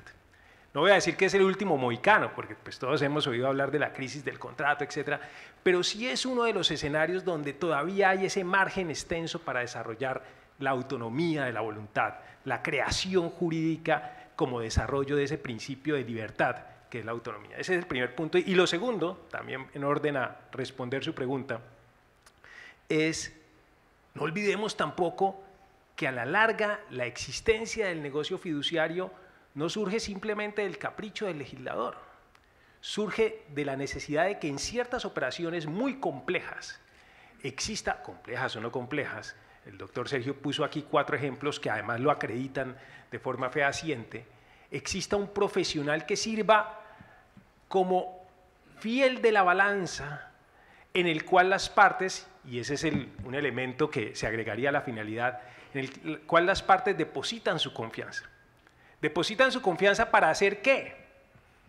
La fides, de donde viene el término, para hacer lo que ellas le encomiendan en ese ejercicio de la autonomía de la voluntad que queda en el contrato. Entonces, tomando en cuenta esas dos premisas, que por supuesto yo viviendo en el negocio fiduciario considero casi como dogmas, yo le diría a usted que no necesariamente uno tiene que plantear una contradicción entre el uno y el otro, el políticamente correcto, ¿no? En estas épocas, pues sí. Yo creo que cada caso concreto le va a uno a plantear cuál en esa tensión que eventualmente, no necesariamente, pueda darse, cuál de los dos principios o cuál de las dos tensiones tiene que ceder a la otra. Sería absurdo de mi parte en un momento en el que el derecho ha abandonado la lógica como una única premisa, lo dijo hace mucho tiempo Holmes en el derecho norteamericano, y ha entrado a interpretarse o a interrelacionarse con la realidad, es decir, una prima sobre la otra. Claro, mi inclinación natural es, por ejemplo, en esos ejemplos que planteó el doctor Sergio, sí, yo sí creo que la finalidad del negocio fiduciario debe tener alguna prelación. Pero me imagino que ustedes, por el contrario, muchos de ustedes, no todos, van a pensar en el principio de universalidad para darle prelación. Mi respuesta es, cada caso concreto, en orden a honrar valores y principios superiores de justicia, debería darnos la respuesta. No sé si fue excesivamente políticamente correcto, doctor Carlos. Usted lo ha dicho perfectamente. Para salir vivo de aquí. Gracias, doctor Eduardo. Doctor Sergio, hablemos entonces un poquito de la fiducia en garantía. ¿Cuál es la finalidad entonces de esa fiducia en garantía y, de acuerdo con su autorizado criterio en esta materia, dentro de los procesos concursales, cómo se debería cumplir esa finalidad entonces? No, yo creo que ese es un campo en el cual el derecho concursal colombiano registra una excepcional evolución, desde que en el pasado, ya que hay actores en escena que saben exactamente a qué me refiero, tuvo que definirse el famoso caso de Paz de Río, se admitió que a pesar de la pretensión inicial del negocio fiduciario era garantizarle al acreedor que podría ser satisfecho por fuera del concurso, pues era necesario darle prevalencia a la circunstancia, fíjense ustedes lo que voy a decir, de que en el negocio de fiducia de garantía se transfiere un bien, pero el beneficiario de esa operación es el mismo constituyente. De manera pues que si transfirió el bien para poderse respaldar obteniendo créditos de un tercero en el caso en que se llegue al proceso concursal. Creo que la solución que se adoptó es justa. Creo que lo que consagró la ley 550 y reiteró la ley 1116 es correcto. Me parece que desde ese punto de vista entonces lo que hemos tenido es un enorme avance. Uno ve la fiducia de garantía en los dos momentos del proceso, en la etapa de reorganización y en la etapa de liquidación, con unas consecuencias señaladas en la ley, con unas excepciones consagradas que están en manos del juez, justamente porque el juez tiene que tener esa capacidad dispositiva de saber en qué condiciones, lo dice Eduardo, en cada caso concreto hay que mirar cuáles son las circunstancias que abonarían una decisión a otra. Pero yo quiero ponerle a esto un elemento que de alguna manera me parece que va más allá del debate o el debate de la presentación de fiducia de garantía. Y es el régimen de las garantías mobiliarias. Es que eso sí transformó, más allá de la fiducia, el tema de los privilegios y de las exclusiones en el proceso concursal. Porque en la medida en que esa fiducia de garantía parece ser admitido por la inmensa mayoría de las opiniones y hay una puerta abierta en la ley, puede ser tratada como una garantía mobiliaria y cumpla los requisitos de ser registrada, etcétera, pues va a contar con unas condiciones de protección especialmente fuertes. Y alguien se plantearía en este momento con el desarrollo del derecho concursal si eso se justifica o no. Yo vivo en la academia, no tengo conclusiones categóricas, planteo inquietudes para que las discutamos, para que pensamos, ¿no? A mí me parece que en el fondo siempre lo que se ha hecho es lo siguiente: si hay un acreedor cuidadoso que estudia a su deudor, que mide su riesgo, que en función de eso le entrega unos recursos porque considera que tiene una capacidad de pago y si adicionalmente obtiene unas garantías y cumple los requisitos de protección legal, pues caray, se explica que tenga una posición diferente al resto de acreedores que en un momento dado, por ignorancia, por negligencia, se colocaron simplemente en una fila para cobrar. Entonces yo creo que allí, sin detenerme más, me parece en síntesis que la fiducia de garantía tiene una muy buena reglamentación en la ley colombiana y que con su calificación eventual como garantía mobiliaria, pues adquiere unas condiciones especiales de seguridad en el negocio. Muchas gracias, doctor Sergio. Doctor Eduardo. ¿Otra preguntita como la anterior? Parecía.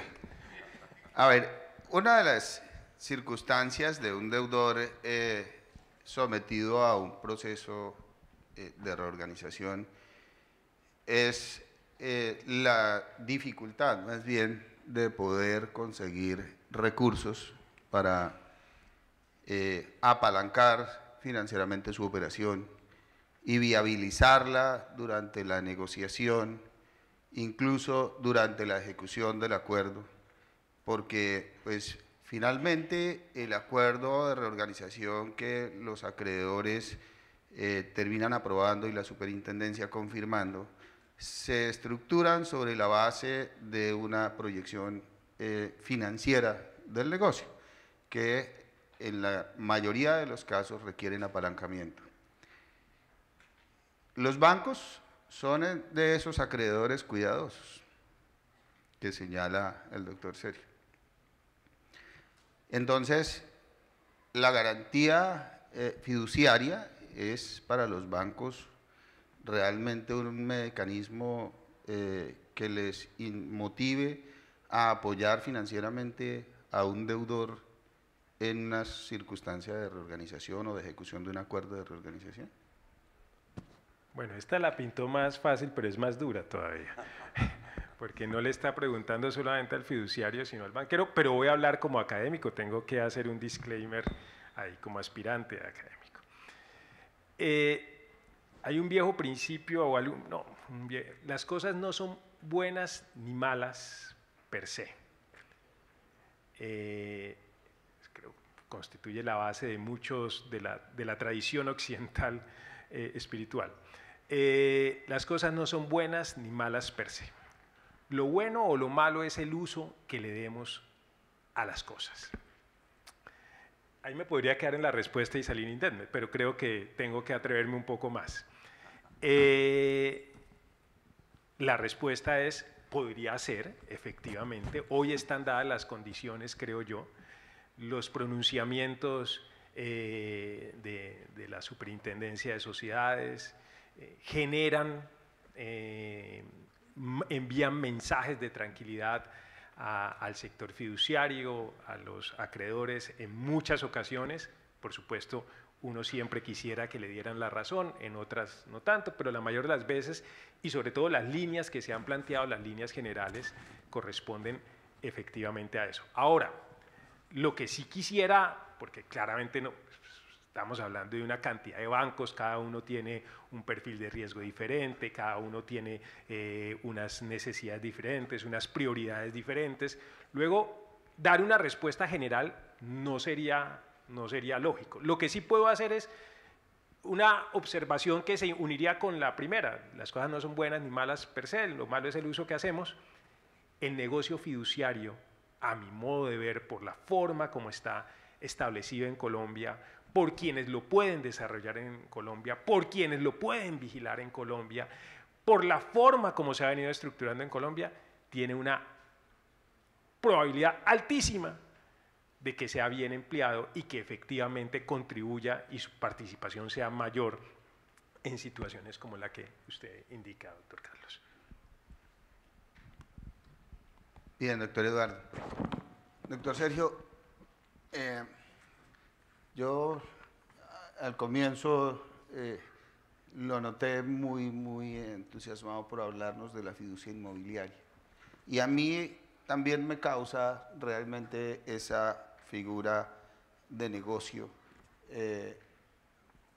pues en el ámbito de un proceso concursal, y bien sea de estos de reorganización o incluso los de liquidación, realmente muchas vicisitudes que uno puede apreciar de ese negocio. Porque entendía hace un momento la breve introducción que usted hizo a ese negocio fiduciario, de que realmente hay que ponderar ahí los derechos de terceros en ese negocio frente a los derechos de estos acreedores que pueden estar vinculados a un proceso concursal del fideicomitente o del beneficiario, ¿sí? Porque, por ejemplo, allí podría entonces concurrir los derechos de los compradores o de los beneficiarios de áreas, hablando de un proceso, de un proyecto inmobiliario a través de fiducia, pero también en donde podrían concurrir los derechos entonces de acreedores que por su condición de proveedores para ese proyecto también entonces pues se ven al final del día podrían llegarse a ver afectados, y ya hemos conocido en este ámbito de la concursalidad y de las liquidaciones judiciales y de las reorganizaciones varios de esos negocios donde realmente se han visto afectadas personas, tanto de los que invierten en ese proyecto para comprar, como de los que han aportado al proyecto para que se haga su construcción en el tema. Y en donde el fideicomitente inicialmente podría entonces, por una circunstancia de dificultad financiera, caer en un proceso de reorganización o incluso de liquidación y sus acreedores llegar allá. Pero los bienes están en la fiducia. Y la fiducia tiene entonces unos beneficiarios de área, como se denominan hoy en la estructuración de esos negocios inmobiliarios, que entonces entendería uno que por la propiedad de los activos en cabeza de la fiducia son primero la prenda general de esos acreedores o de esos beneficiarios de área, de esos inversionistas. Entonces, ¿cómo se debe realmente concebir ese negocio respecto de la situación de crisis del fideicomitente que arrastra a sus acreedores que sirvieron a ese proyecto también, y la de los inversionistas de unidades de ese proyecto? Bueno, la verdad es que no sé si podré responder exactamente a las preguntas finales, pero déjenme contarles esto. Voy a tener que utilizar el mismo sistema del profesor Beethoven para despertar al auditorio. ¿Cuántos de ustedes conocieron a Casa Club?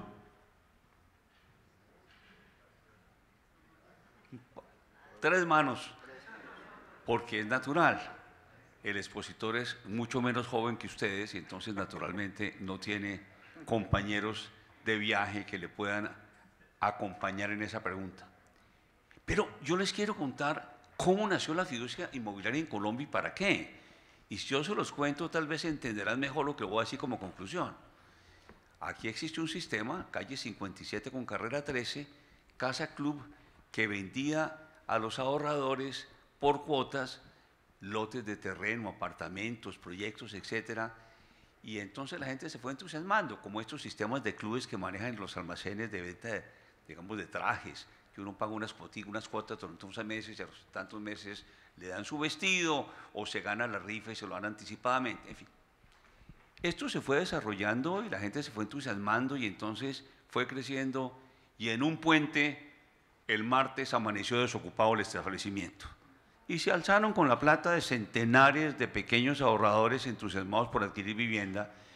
Y el problema fue de tal naturaleza que el gobierno, y esto también pocas personas lo recuerdan acá, tomó la decisión de crear en la Superintendencia Financiera la que se llamó la tercera delegatura. ¿Algunos de ustedes recuerdan la tercera delegatura? Pues esa tercera delegatura tenía como función dar autorización para que los constructores de vivienda pudiesen recibir anticipadamente recursos contra lo que llamamos ventas de proyectos en plano, que es muy frecuente, ventas en plano. En otras palabras, esta facultad de la tercera delegatura que duró unos años y después se pasó a las alcaldías, lo que dijo fue: no es posible no entender que cuando usted recibe recursos para comprar apartamentos, 200 personas en relación con este proyecto, no hay una captación de ahorro y no hay un riesgo sobre todo. Pero el negocio fiduciario, las sociedades fiduciarias dijeron: aquí hay un mecanismo magnífico. Creemos una estructura en virtud de la cual las sociedades fiduciarias reciben esos recursos de los potenciales compradores. Y cuando se llegue, y este es un aporte importantísimo en materia de derecho inmobiliario, cuando se llegue al punto de equilibrio, los recursos se le pasan al desarrollador para que haga el proyecto. De manera pues que yo quiero decirles y extenderme en base en eso que la noción de fiducia contribuye enormemente en Colombia a un sistema que cuando vienen las personas de fuera lo encuentran maravilloso. No les digo el número de proyectos hoy en día, más de 8.000 por valor de más de 90.000 millones de pesos que se hacen para vivienda utilizando el mecanismo fiduciario, dándole la tranquilidad a los ahorros y al Estado de que los dineros que se aportan por los interesados van para ese proyecto, están bien cuidados por la fiduciaria, se van a destinar a que se lleve a cabo esta operación. Entonces, primer elemento, quiero llamar su atención, allí en ese mecanismo hay una protección de un interés muy importante, como la de los acreedores en un mundo de concursal, y es la protección de los ahorradores. Pero algo más, la protección de los ahorradores que ponen sus recursos para comprar vivienda. Y resulta que la vivienda es un derecho fundamental consagrado en la Constitución Nacional, el derecho a la vivienda digna. Y tenemos sentencias de la Corte Constitucional importantísimas que han reiterado Entonces, lo que yo estoy proponiéndole a este auditorio autorizado e interesado es: tengamos en cuenta esos elementos cuando analicemos esta fiducia clásica. Y termino con esto. Tendré mucho más por decir, naturalmente, pero si el fideicomitente ha puesto un lote de terreno, si ese lote de terreno ha servido para que la fiduciaria, que no es más, quiero recordarlo, que un gestor profesional de intereses de terceros, y que juega como papel, lo dijo bien el doctor, fiel de la balanza para interrelacionarse con numerosos partícipes, normalmente con intereses diversos y frecuentemente contrapuestos. La fiduciaria tiene que actuar con el aportante, con los inversionistas, con los bancos que prestan, con los municipios que dan los permisos, con los constructores, para garantizar que esto funcione armónicamente. Pues ahí hay unos intereses colectivos que parten de la siguiente base. El Código de Comercio le dice al señor que está construyendo la estructura: los bienes constitutivos del patrimonio respaldan las obligaciones derivadas de esa operación. Entonces, todos los que participan allí, bancos, constructores, proveedores de ascensores, pero sobre todo ahorradores e inversionistas, cuentan con el respaldo de ese activo que está en el patrimonio autónomo para que con eso pueda llevarse a cabo el proyecto. Ese punto lo pongo sobre la mesa para terminar, simplemente para decir esto. He visto en los pronunciamientos de la superintendencia y en los análisis doctrinarios situaciones particulares que podrían llevar a una conclusión distinta a la que voy a proponer. Pero en mi opinión, la sola circunstancia de que el fideicomitente, no codeudor, lo advierto, porque uno de los antecedentes que conozco está ligado con ese factor, llegase a un proceso concursal, no debería alterar inmediatamente esta situación del fideicomiso inmobiliario por los valores implícitos de protección constitucional al ahorro y a la vivienda digna que implica. Muchas gracias. Permítanme hacer un comentario. Lo expuesto por el doctor Sergio refleja clarísimo, y en el caso de la fiducia inmobiliaria lo vemos evidente, uno de los casos donde la finalidad del fideicomiso, que entraña justamente la protección de unos terceros, que además usualmente están en unas condiciones de protección especial, exigen de una u otra forma que la finalidad prime y que el fideicomiso pueda llegar a buen término. Doctor Carlos. Es decir, doctor Eduardo, y gracias, doctor Sergio, por su exposición. Doctor Eduardo, es decir, entonces, que sí la finalidad de la fiducia, en este caso de la inmobiliaria, debe, en un ejercicio de ponderación, sobreponerse a la finalidad de los procesos concursales. Yo diría que por regla general sí, habrá casos particulares. Una cosa es financiar proyectos para estratos 1, 2 y 3, otra cosa es financiar un proyecto inmobiliario para 6, pero aún en ese caso uno debería tener esa preponderancia.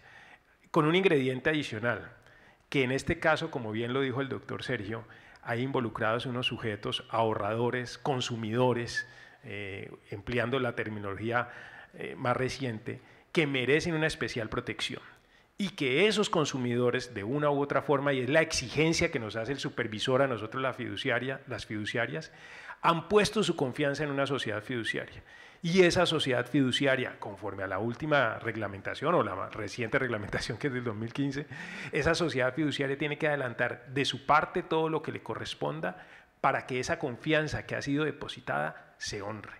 Y la mejor forma de honrarla es que efectivamente se generen las condiciones para que el fideicomiso pueda llegar a buen término y se le puedan satisfacer esos intereses a esos inversionistas, consumidores, ahorradores. Gracias. Gracias, doctor Eduardo. Desde su experiencia, entonces, ¿qué le hace falta al contrato de fiducia para evitar, por ejemplo, que en circunstancias de insolvencia de un fideicomitente los proyectos se vean afectados en su continuación, en su culminación y en el cumplimiento de sus compromisos con esos compradores de vivienda? Porque es que en la práctica realmente lo que hemos visto los concursalistas es que muchos de esos proyectos, por la circunstancia de insolvencia del fideicomitente, que a la vez es el constructor y es el promotor de ventas, finalmente terminan paralizando también el proyecto y afectando también a esos inversionistas. ¿Qué le falta al contrato de fiducia para evitar eso? Doctor Carlos, sería contradecirme con mi primera respuesta, donde yo hice un laudatorio de la fiducia como autonomía de la voluntad, si yo le dijera como reino de la autonomía de la voluntad, como uno de los últimos reductos de la autonomía de la voluntad, si yo le dijera que le hace falta algo. Yo creo que no hace falta nada desde el punto de vista normativo, desde el punto de vista de regulación legal. Nosotros tenemos la inclinación bastante continental de pensar que todo se resuelve con una reforma legal. Yo creo que desde el punto de vista de la normatividad tenemos unas reglas que admiten interpretaciones, cosas por el estilo, pero que a mi modo de ver han venido cimentándose y están siendo asimiladas de una u otra forma por todos los actores, y entonces a mi modo de ver por ese lado no es el asunto. Lo que pero ya yo he visto negocios donde, por ejemplo, los bancos han asumido financiamiento para la culminación de proyecto. Lo que faltará en cada caso concreto también será en cada caso concreto las circunstancias las que lo irán dando, y en cada circunstancia si hay cosas fundamentales que tenemos que resolver y que ponen en riesgo el contrato de fiducia, como el hecho de esa concurrencia de vigilancia de los entes municipales sobre los proyectos inmobiliarios. Ahí hay una debilidad institucional que debería corregirse, pero si usted me pregunta, yo creo que aquí lo que se tiene que dar es simplemente el ejercicio de todas las autoridades y todos los actores en el marco de sus competencias, y eso nos va a ir, no es que crean la mano invisible del mercado, pero sí creo que hay unas lógicas que nos van a ir depurando de una u otra forma aquellos casos en los que las cosas son viables de aquellos en las que no lo son. Gracias, doctor Eduardo. Muy interesantes los planteamientos del doctor Sergio y del doctor Eduardo. Yo pudiera tener más preguntas, pero ahora quisiera transmitírselas a los asistentes. Claro, doctor Sergio, por favor. Perdón, quisiera hacer un comentario adicional en la misma línea que ha señalado Eduardo, y es este. A mí me parece que como todo es perfectible, pues uno podría trabajar más con el sector fiduciario, mi querido Eduardo, para que esa labor, digamos, de estudio del proyecto, de su viabilidad, de la manera como está soportado, de la manera como económicamente es viable, se cumpla. Yo escuchábamos todos al profesor Gurrea, que nos habló desde España, y escuchamos las recomendaciones de las últimas directivas europeas. Y cuando se pide para ser aceptado que existan estudios de viabilidad, yo lo que quiero decir es que eso es lo que se hace ex ante normalmente en un proyecto inmobiliario por parte de la fiduciaria. Es decir, tal vez la recomendación que yo haría a mis buenos amigos fiduciarios, a quienes no veo con la frecuencia que quisiera, es, hombre, fortalezcan mucho su capacidad técnica para que cuando un proyecto de estos inicie uno tenga como comunidad la sensación de que eso está muy bien soportado, muy bien estudiado, muy bien garantizado, muy bien financiado. ¿De acuerdo? Esto, el punto de equilibrio es vital. Si los proyectos se hacen respetando el punto de equilibrio, yo les aseguro que el 95% de los casos salen adelante, porque es que tienen los recursos de los compradores que son necesarios para hacer el proyecto. Entonces, es una especie de preventa, pero bajo ese manejo cubierto. Yo haría como esa recomendación y que me parece que puede ser interesante. Gracias, doctor Sergio.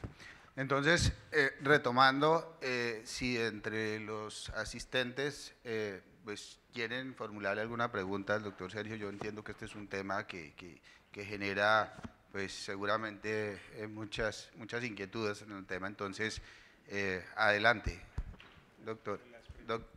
Las preguntas por el público no venían en la invitación, pero bueno. Siempre hay sorpresas, doctor. Doctora Ángela María, adelante. Gracias.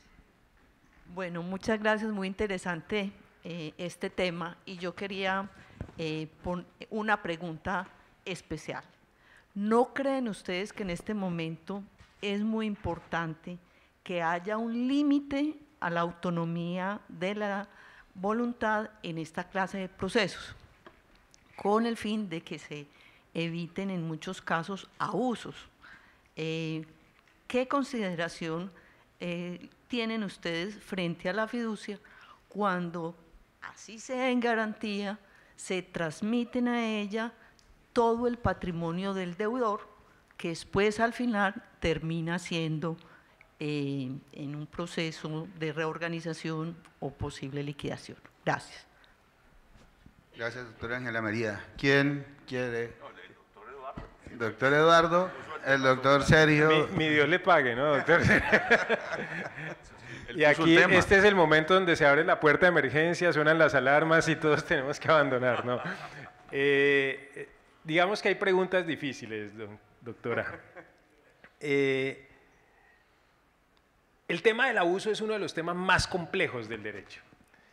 Yo creo que claramente el ordenamiento jurídico ya tiene mecanismos para eso. Pues toda la doctrina del abuso del derecho, que claramente tiene unas particularidades para su ejercicio, pero más allá de eso tenemos un marco intuitivo protector grandísimo, que es el de protección al consumidor financiero. ¿ya? Ahora bien, como la pregunta me la haces como fiduciario, en principio el fiduciario en la práctica es el que recibe a las partes que están estructurando un negocio y él acoge y se plantea ahí. Una pregunta similar me la hizo una gran amiga que ha sido mencionada ya en este panel. Y a lo que llegamos después de 10 minutos de estar discutiendo es, ¿cuál es el rol del fiduciario en ese campo? El fiduciario no puede venir a decirle al uno, oiga, pilas, o al otro, pilas. El fiduciario, pero sí puede hacer algo. La protección al consumidor financiero gira en torno a el deber de información. El deber de asesoría solamente está limitado a los negocios de fiducia de inversión. Y además, pues la asesoría tiene unas connotaciones en el mercado financiero bien particulares, sobre todo en el mercado de valores, donde se plantea como una actividad y también como un deber profesional. Pero lo que sí puede hacer en algún momento determinado, como fiel de la balanza, volviendo a eso, en Roma había, voy a meter mi cuña romanista, había un negocio maravilloso que era la Manquipacio, que era para transferir la propiedad donde se paraban 5 personajes y salía uno y decía un latinajo y el otro respondía, y en la mitad había un pisco con una balanza.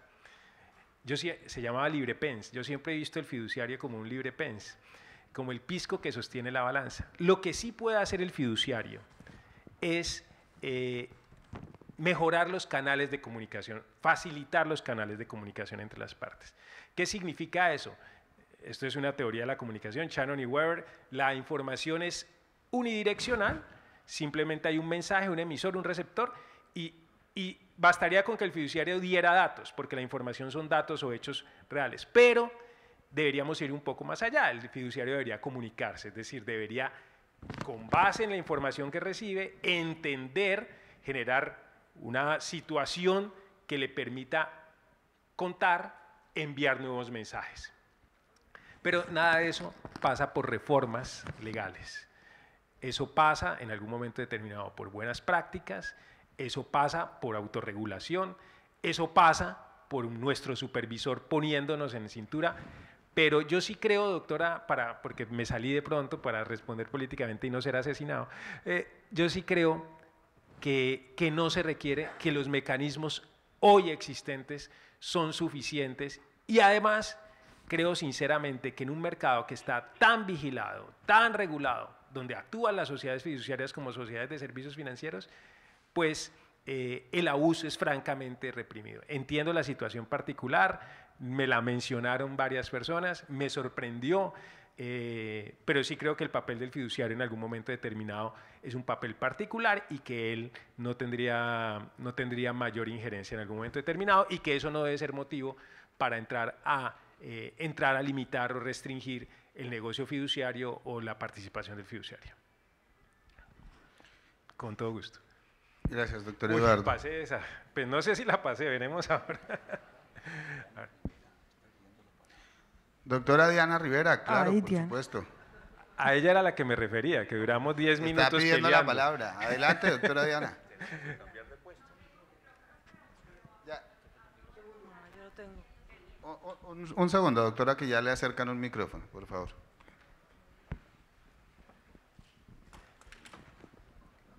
Ahí sí responde usted, doctor Serio, pero yo me declaro impedido.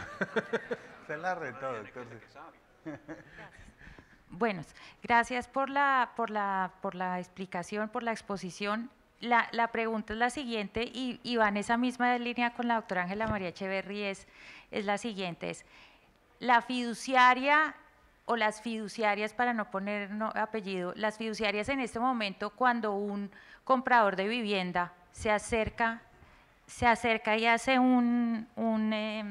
me están diciendo? Que me ponga pie. Bueno, cuando la fiduciaria tiene un proyecto inmobiliario y ese comprador de vivienda se acerca y le dicen, firme la vinculación, ¿cierto?, para ser parte y beneficiario de área de un apartamento, de una casa, las fiduciarias les están explicando que si ese fideicomiso se va a liquidación, su derecho va por debajo del crédito del banco, de la entidad financiera financiadora. Yo creo que no lo hacen. Y eso es lo que está pasando. Y era lo que decía el doctor Sergio. Pero ¿Cuál es el escenario en el cual la fiduciaria sí debe tener, sí debe informar? Y no solamente la fiduciaria, el acreedor financiero también debería informar de alguna forma, porque no solamente financia el proyecto, le financia a los compradores de vivienda, ¿sí? Entonces, esa sería mi pregunta, Eduardo. Duramos más de 10 minutos discutiendo el tema, pero yo no puedo creer que solo sea consumidor financiero. Una persona que compra un proyecto de vivienda estrato 3 y que después el fideicomiso se va a liquidación y le dicen, ah, no, qué pena, es que aquí aplican garantías mobiliarias, ley 1676, y lo siento mucho, a usted le toca esperar. ¿Eso se lo están diciendo? ¿Eso está en el contrato de vinculación que le hacen firmar como beneficiario de área? Creo que no. Diana, pero aquí no te puedo pelear como cuando hablamos por teléfono, es que aquí me toca portarme juicioso. No sé, doctor, serio, si usted... La pregunta claramente está dirigida al doctor Eduardo. Bueno, entonces, claro que hay, voy a contestar muy claro, bueno, mira cómo me va a aportar, Diana, para que lo valores. Claro que hay espacios de mejora, por supuesto que hay mucho, es lo que propendo y siempre he propendido, y es mi trabajo doctoral, tenemos que avanzar de la información a la comunicación. Eso no es un deber necesariamente legal, etcétera, no es necesariamente derivado de la buena fe, sino de la solidaridad. Creo que llegar a ese nivel de detalle en una relación en algún momento determinado, la superintendencia nos ha dicho a nosotros, a los fiduciarios, o les ha dicho a los fiduciarios, a veces hablo como si todavía estuviera ahí, pero ya no, les ha dicho a los fiduciarios qué es lo que tienen que informar y cómo lo tienen que comunicar. Y se ha sido muy enfático y se es muy exigente en lo que se tiene que informar. No se informa el tema, así como tú lo quieres que lo informemos, no lo decimos. No quiero explicar, no quiero justificarlo, pero cuando uno hace un negocio uno está pensando que va a llegar a esos extremos, ¿no? O sea, el negocio uno lo está desarrollando es para que salga adelante, y la esperanza, el fiduciario nunca le apuesta a llegar a un momento de esos. Insisto, esto que estoy diciendo no significa que no debería, habría que evaluarlo, hay espacios de mejora, pero también digamos que pensemos, cuando uno concibe un negocio fiduciario, la fiduciaria no le está apostando a ninguna fiduciaria, ni aún en la fiducia en garantía, le está apostando a ese escenario. Todos le estamos apostando a que las cosas funcionen, y uno está poniendo su mejor esfuerzo para que funcione. Y de hecho, la regulación que mencionaba el doctor Sergio y el llamado que le hace a las sociedades fiduciarias es, oiga, cuídese en esa etapa previa viendo con quién está usted metiéndose. Hay un fallo, no sé si lo conocen, de un proyecto en Tolú donde fue condenada una fiduciaria justo por eso, porque no cumplió con su revisión. Yo creo que es más por ese lado, más que por ese otro lado, no sé, y ya, puedo salir corriendo. Vamos a dar paso a una pregunta más que está por acá y listo. Yo quería como complementar un poquito lo que la doctora Diana Rivero acabó de manifestar, digamos, en aras de pronto contribuir en que sí se podría mejorar un poquito el contrato fiduciario, porque creo que es, alguna vez en este escenario lo escuché, ese sastre hecho a la medida, es el contrato de fiducia que podemos como acomodar al desarrollo. Qué bien cuando un proyecto inmobiliario donde se usa como vehículo contractual llega a feliz puerto, ¿sí? Pero digamos que los que estamos aquí en este auditorio vemos cómo las fiducias inmobiliarias no siempre el proyecto llega a feliz puerto, y ahí es donde encontramos que sí existen de pronto cosas que uno podría mejorar de pronto en el contrato. Y pensemos, por ejemplo, en que cuando la familia concurre a la sala de ventas, pues piensa que la fiducia conoce la viabilidad del proyecto, usando la palabra del conferencista de esta mañana, y tiene una prefactibilidad que ha aprobado, y por eso le está apostando como aliado del vehículo contractual fiduciario, y conoce la viabilidad. Entonces, si la familia va a la sala de ventas y dice, él conoce la viabilidad del proyecto y la está apalancando, y yo siento que tengo un gestor especializado en la venta y por eso invierto en ese proyecto. Entonces, pienso que sí debería haber un poco más de responsabilidad en el tema de la prefactibilidad. Otro de los temas que creo que es bien importante es el tema de la contabilidad, porque no siempre encontramos que la contabilidad que refleja el patrimonio autónomo es la que tiene el constructor.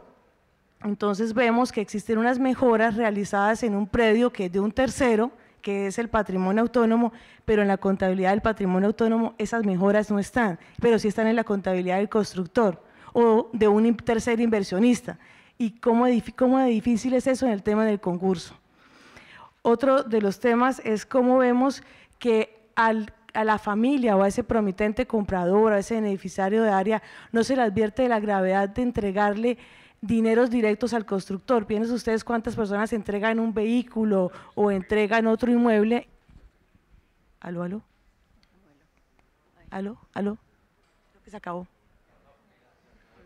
Se me acabó la batería. ¿Aló? Bueno, es una señal divina. La otra es el proveedor que pasa de ser proveedor estratégico y pasa a ser beneficiario de área porque ya los constructores encontraron que a ese proveedor lo garantizo convirtiéndolo en beneficiario de área y se salta la prelación de créditos. Creo que sí debería haber un poquito más de, digamos, que hay cosas por mejorar. Nada más, por ejemplo, la tercera, la de recepción de recursos, las fiduciarias son las más y además por norma. Está prohibida que el constructor reciba la recepción de recursos y lo que se debe hacer en la sala de ventas efectivamente y lo que tal vez debería moverse, creo que muchas lo hacen muy juiciosamente, no sé, es cumplir con el deber de información que, insisto, en la regulación ya lo trae. Ahora, esas omisiones, porque tendrán que ser sancionadas es por vía, como lo están siendo además, por vía de las decisiones judiciales que ciertamente son las que corresponden para cubrir a las fiduciarias. Pero doctor Eduardo, permítame ahí ya para el cierre, me robo unos segundos más. Sí. Yo pienso que no necesariamente tenemos que dejarle eso simplemente a los litigios, a las decisiones de los jueces. Yo creo que aquí lo que se está poniendo de presente es que hay unos riesgos que nuestro sistema jurídico se denominan predecibles en el tema y que si estamos hablando de un gestor profesional de negocios que estructura los contratos de fiducia, que en ese deber de comunicación que usted también nos pone de presente, pues debería servir también en ese rol de asesor a las partes que estructuran ese negocio para efectos de precaver ese tipo de circunstancias que ya por lo que en la práctica hemos venido conociendo se siguen presentando. Entonces sí debería en los contratos de fiducia empezar a contemplarse de alguna manera eso que sin, digamos, vaya a significar una atropello a los derechos del fideicomitente, pues sí, por lo menos le dé una solución, una salida a los inversionistas, a los compradores y a los acreedores de ese proyecto. Mi insistencia, pero claro, el moderador es el último que habla, Roma locuta causa finita, dirían, pero mi insistencia es que la normatividad y la regulación ya cubre varios de esos aspectos, pero por supuesto ahora nos tomamos algo y me invitan y charlamos. Muy bien, doctor Sergio, ¿ibas a anotar algo? No, simplemente ya despidiéndonos, iba a hacer esto. La doctora Diana hizo una pregunta que no le puedo contestar porque no tengo ni idea de las fiduciarias en general que harán en esos contratos. Pero estoy de acuerdo que cuando en el mundo del mercado de valores y el financiero en general hay una distinción entre la asesoría y la información, y estaba mencionando Eduardo la información, pues a mí me parece que el hecho de que la obligación primaria de la fiduciaria sea poner toda su capacidad al servicio del cumplimiento de la finalidad, debería abrirle espacio para que fuera un poco más proactiva, digamos, para atender para que le diera a los inversionistas toda la información requerida que necesitan para tomar una buena decisión.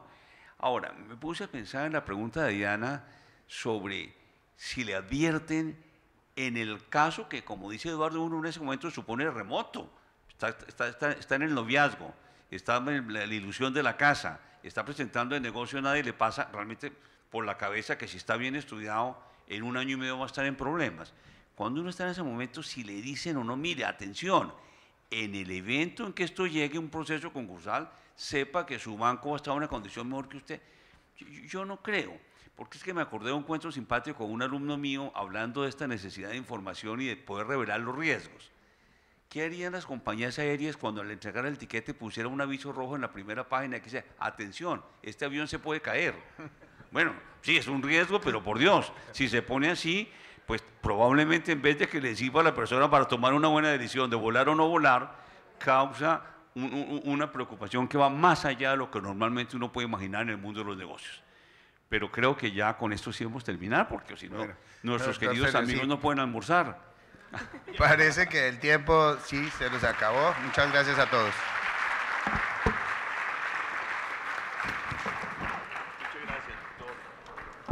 Agradecemos a nuestros conferencistas y panelistas de esta primera sesión del día. Los invitamos a que pasen a su almuerzo. Esperamos su puntual regreso a las 2:30 de la tarde para darle paso al conversatorio de la concursalidad en el sector informal de la economía.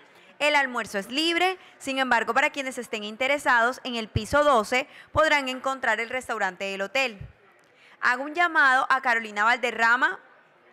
En el momento contamos con su teléfono celular, por si la conocen, para que le informen.